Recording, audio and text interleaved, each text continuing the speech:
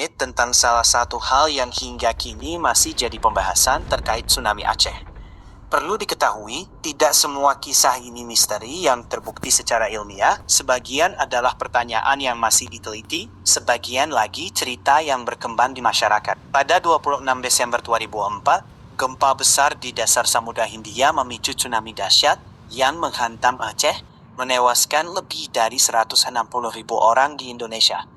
Salah satu hal yang masih sering dibahas adalah mengapa di beberapa lokasi gelombang datang jauh lebih besar daripada daerah lain yang jaraknya tidak terlalu berbeda.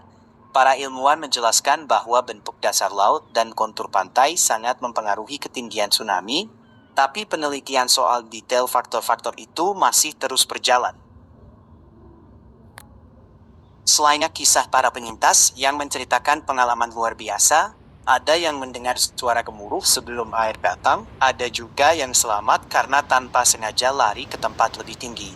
Cerita-cerita ini menjadi bagian dari sejarah kemanusiaan Aceh, meski tidak semuanya bisa dibuktikan secara ilmiah. Ada juga pertanyaan mengapa saat itu begitu banyak korban berjatuhan. Salah satu penyebab utamanya adalah pada tahun 2004, Indonesia belum memiliki sistem peringatan dini tsunami yang memadai.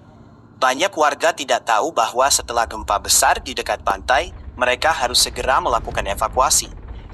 Dari pelajaran itulah, kemudian dibangun sistem peringatan dini, jalur evakuasi dan pendidikan kebencanaan di berbagai wilayah pesisir.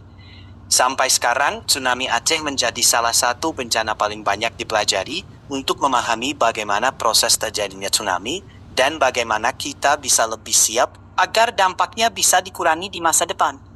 Beberapa aspek ilmiah masih terus dikaji, tapi banyak pertanyaan yang dulu misterius, kini sudah mulai terjawab lewat penelitian dan evaluasi berulang. Ada satu hal lain yang juga masih menarik perhatian peneliti, yaitu bagaimana beberapa bangunan bisa tetap berdiri, sementara bangunan lain hancur total.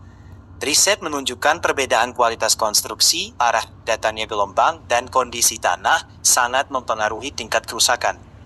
Temuan-temuan ini jadi dasar untuk standar bangunan yang lebih tahan gempa dan tsunami di wilayah pesisir. Tsunami Aceh juga meninggalkan kisah penyelamatan yang luar biasa.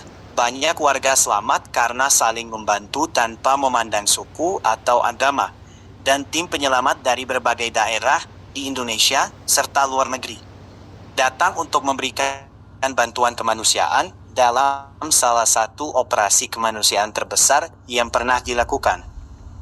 Di sisi lain, ada pula cerita-cerita yang berkembang di masyarakat terkait tanda-tanda sebelum tsunami yang menjadi bagian dari budaya tutur setempat namun belum terbukti secara ilmiah. Para ilmuwan menekankan bahwa penyebab tsunami Aceh sudah diketahui dengan jelas, yaitu gempa besar akibat pergerakan lempeng tektonik.